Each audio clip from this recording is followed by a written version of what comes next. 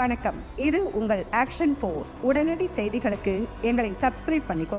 தாம்பரத்தில் செங்கல்பட்டு வடக்கு மாவட்டம் மனிதநேய மக்கள் கட்சியின் தாம்பரம் பகுதி சார்பில் நடைபெற்ற செயல் வீரர்கள் கூட்டத்தில் 10 ஆண்டு அதிமுக ஆட்சியில் 3% இடஒதுக்கீடு குறித்து பின்பற்றப்படவில்லை. தற்போதைய ஆட்சியில் 5% இடஒதுக்கீடு வழங்க வேண்டும் என செய்தியாளர் சந்திப்பில் மாநில துணை பொதுச் செயலாளர் தாம்பரம் யாகூப் தெரிவித்தார். சென்னை அடுத்த தாம்பரத்தில் செங்கல்பட்டு வடக்கு மாவட்ட மனிதநேய மக்கள் கட்சியின் தாம்பரம் பகுதி செயல் வீரர்கள் கூட்டம் தாம்பரம் பகுதி தலைவர் ஜலாலுதீன் தலைமையில் நடைபெற்றது. இந்நிகழ்ச்சிக்கு சிறப்பு அழைப்பாளராக மாநில துணை பொதுச் செயலாளரும் மாமன்ற உறுப்பினருமான தாம்பரம் யாகூப், வடக்கு மாவட்ட தலைவர் ஜாகிர் உசேன் கலந்து கொண்டு சிறப்புரையாற்றினார். இந்நிகழ்ச்சியில் தாம்பரம் மத்திய பகுதி தலைவர் ஜலாலுதீன், கிழக்கு பகுதி தலைவர் முகமது இக்பால், மேற்கு பகுதி தலைவர் முகமது ரஃபீக் மற்றும் தாம்பரம் பகுதி கழக நிர்வாகிகள் ஏராளமானோர் கலந்து கொண்டனர். பின்னர் செய்தியாளர்களை சந்தித்த மாநில துணை பொதுச் செயலாளர் தாம்பரம் யாகூப் பேசுகையில், கடந்த 10 ஆண்டு அதிமுக ஆட்சியில் 3% இடஒதுக்கீடு பின்பற்றப்படவில்லை. ஆனால் தற்போதைய ஆட்சியில் 5% இடஒதுக்கீடு வழங்கப்பட வேண்டும்.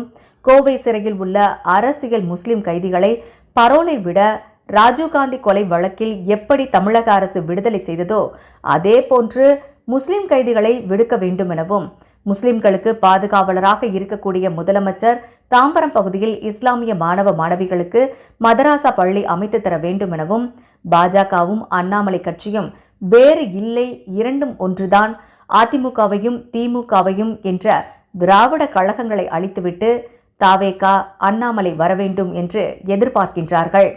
தமிழகத்தில் இவர்கள் எண்ணம் ஒருபோதும் எடுபடாது என தெரிவித்தார். மனிதநேய மக்கள் கட்சியினுடைய தாம்பரம் பகுதியில் நிர்வாகிகளுடைய ஆலோசனை கீழ்கண்ட தீர்மானம் நிறைவேற்றப்பட்டது. இன்றைக்கு கண்ணியத்துக்குரிய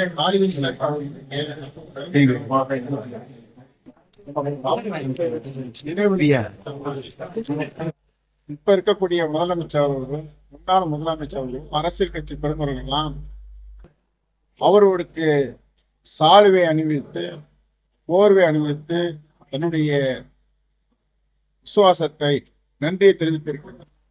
ஆனால் கண்ணியத்துக்குரிய காகிதமில்லத்துடைய கனவுகளை மனிதநேய மக்கள் கட்சியும் தொடர்ச்சியாக அவருடைய கனவுகளை நிறைவேற்றி வருகின்றனர். ஆகையால் தான் கடந்த காலங்களில் 95 2009 வரை போராட்டத்துக்கு பிறகு 3.5% இடஒதுக்கீடு பெற்றோம்.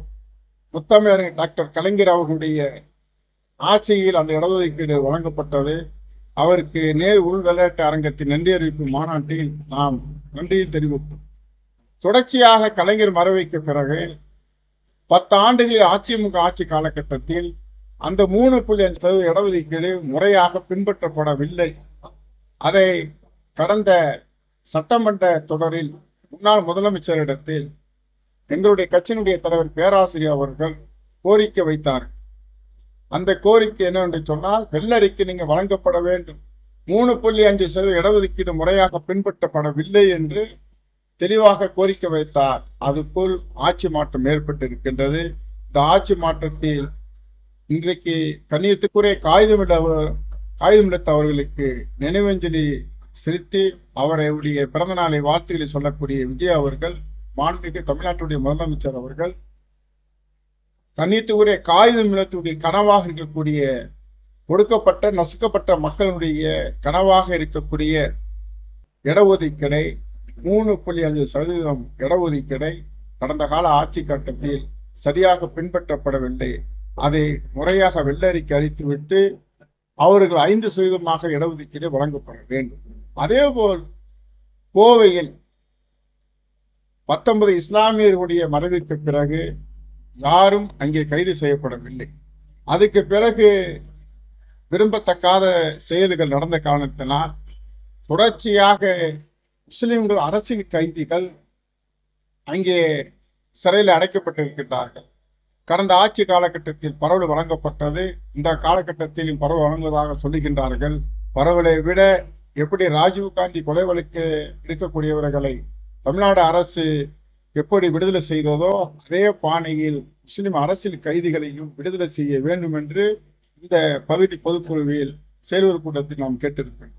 மூன்றாவது, திராவிட முன்னேற்ற கழகத்துடைய ஆட்சியில் தமிழகம் முழுவதும் சிறுபான்மை மக்களுக்கு நாங்கள் காவலாக இருக்கிறோம் என்று சொல்லி பக்கத்தில் இருக்கக்கூடிய கஸ்தூர்பா நகரில் தாம்பரத்தில் இருக்கக்கூடிய கஸ்தூர்பா பகுதியில் ஒரு மதரசா என்று சொன்னால் எப்படி தொழுவது, எப்படி நோன்பு வைப்பது, எப்படி இஸ்லாமிய நடைமுறைகளை பின்பற்ற வேண்டும் என்பதற்காக சொல்லிக் கொடுக்கக்கூடிய ஒரு மதரசாவுக்கு அனுமதி வழங்கப்படவில்லை. அதுக்கு பிறகு அரசியல் மாற்றம் ஏற்பட்டிருக்கின்றது. சிறுபான்மையினுடைய காவல்னு சொல்லக்கூடிய மாண்புமிகு தமிழ்நாட்டுடைய முதலமைச்சர் விஜய் அவர்கள் உடனடியாக சம்பந்தப்பட்ட தேர்தல் அறிக்கையில் அவர் சொல்லியிருக்கின்றார்கள், தேர்தல் மேடையிலும் பேசியிருக்கின்றார்கள், அவர்களுக்கு உரிமை வழங்கப்பட வேண்டும் என்று சொல்லியிருக்கின்றார்கள். ஆகையால் சிறுபான்மை மக்களாக இருக்கக்கூடிய இஸ்லாம் மக்களுடைய மாணவர்களுக்கும் மாணவிகளுக்கும் மதரசா கட்டுவதற்கு அனுமதி இந்த அரசு வழங்க வேண்டும் என்று தீர்மானம் நிறைவேற்றியது.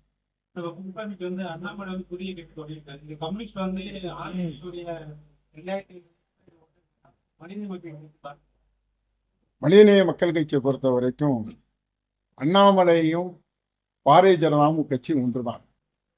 அவர்கள் கழகங்கள் இல்லாத தமிழகத்தை உருவாக்க வேண்டும் என்று ஒரு கோஷத்தை முன்வைத்தவர் தான் அண்ணாமலை அவர்களும் அவர் பின்புலமாக இயக்கக்கூடியவர்களும். ஆகையால் அதிமுகவை அழித்துவிட்டு அண்ணாமலை அவர்களை எதிர்பார்க்கின்றார்கள். நிச்சயமாக தமிழகத்தில் அது எடுபடாது. திராவிட இயக்கம்தான் ஆளும். திராவிட இயக்கங்களை அழித்துவிட்டு அண்ணாமலையும் நம்முடைய மாண்புமிகு தமிழ்நாடு முதலமைச்சர் விஜயுடைய தாவேக்காவும் இருக்க வேண்டும் என்று நினைக்கின்றார்கள். ஒருபோதும் தமிழகத்தில் எடுபடாது.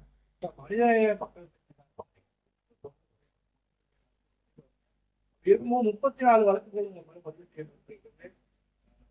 எதிர்கொண்டு வரீங்க. அரசியல் சூழ்நிலைக்கு ஏற்ற நாங்கள் திராவிட முன்னேற்ற கழகத்தினுடைய ஆட்சியில பங்கெடுத்து அவர் கூட்டணி இருக்கின்றோம். சில பேருடைய தூண்டுதலின் பேரில் அந்த வழக்குகளாம் இனிமேல் போடப்பட்டது. நிச்சயமாக அந்த வழக்குகளாம் நீதிமன்றம் மூலியமாக ஒவ்வொன்றாக விடுதலை நோக்கி சென்று கொண்டிருக்கிறோம். பண்ணுங்க, ஷேர் பண்ணுங்க, கமெண்ட் பண்ணுங்க, கூடவே பெல் பட்டனை அழுத்தி சப்ஸ்கிரைப் பண்ணுங்க.